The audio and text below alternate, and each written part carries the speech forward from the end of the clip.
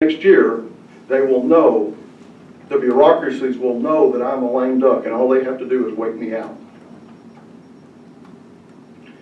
We will have allied with the bureaucrats, the lobbyists, and the swamp to keep things as they are. Senator English has fought upstream to really make our career education system work for students and not for schools and the entrenched education bureaucracy. Senator Hickey, as chair of audit, discovered multitudes of problems that he is dedicating to exposing and solving. We don't even like to talk about these things in public because we don't want them to know we're coming. Because we've been there long enough, we've got our feet under us, Steve, we know what we're doing. And we're ready to go. We're not there to be placeholders. We're not there because we want to stay. We're there because we came to change things, and we have found where the bodies are buried, and we can finally do something. There are a number of us who are tired of telling folks we do not want no-bid contracts for hundreds of millions of dollars, yet they continue to come through. There are many of us that are ready to stop it. Freshmen won't stop it. We are just at a place of maturity and experience that we can. And I want to find out why DFA is so unfriendly to small business. I've had friendly conversations with them. I don't think it's necessarily on purpose. But just like we have problems, because I want to tell you, Mission Martin is one of my best friends. DCFS, we've accomplished great things. We're going in the right direction. It's not that I don't like these people. I'm just telling you, it is hard to turn these things around.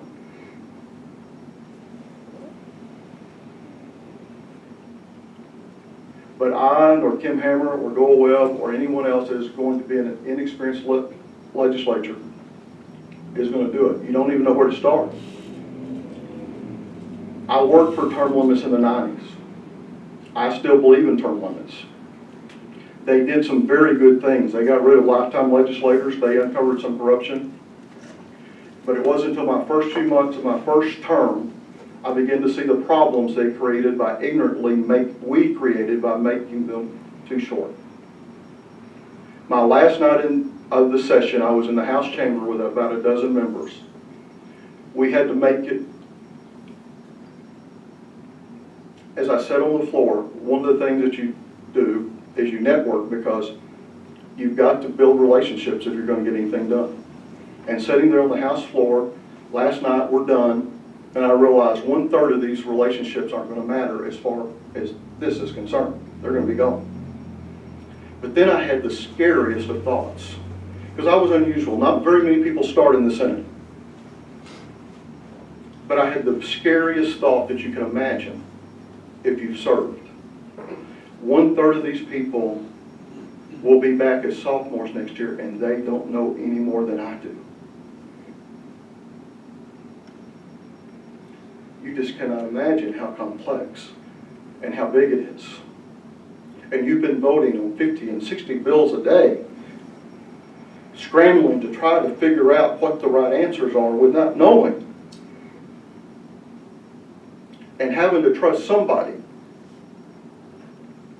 And who are you trusting? Bureaucrats and lobbyists.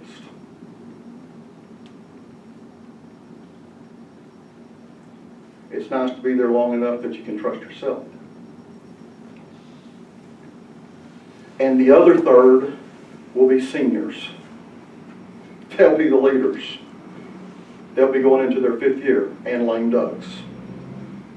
I said, this has got to change. I decided immediately that we had to have a constitutional amendment that would give the House members at least one more term. One more term in the House would be huge. The Senate wasn't nearly as bad because most of the Senate had served in the House, so we weren't affected nearly as badly as the House, but it had to change. And not only did I say we had to do that, I began to work on that. And the Chamber of Commerce and Farm Bureau found out I was working on it, and we got there, and they came to me and said, Senator Clark, we've actually done some study, we did a survey, we spent a lot of money, and the folks of Arkansas would support 10 years in the House and 12 years in the Senate, because you can't do 10 years in the Senate if it had nothing else on it, and we would appreciate it, because I was going to do something shorter than that. And they said, we would appreciate it if you would make it that. And I said, well, if that's what will pass, that's what I will do. And actually, Representative Hammer and myself introduced that the next session. Now, in the meantime, the ethics bill had passed and it increased term limits, but we still introduced it, and there was a reason, because a lot of people weren't happy about that. And I went to Bob Porto and through him to Tim Jacobs, and I said, look, we've introduced this, we can change it. I talked to people in the legislature and they said, nothing doing. We don't want anything but something really short. And I said, okay then, there's no sense of us trying to go forward. Because I knew what we had was too short. So let's talk about that.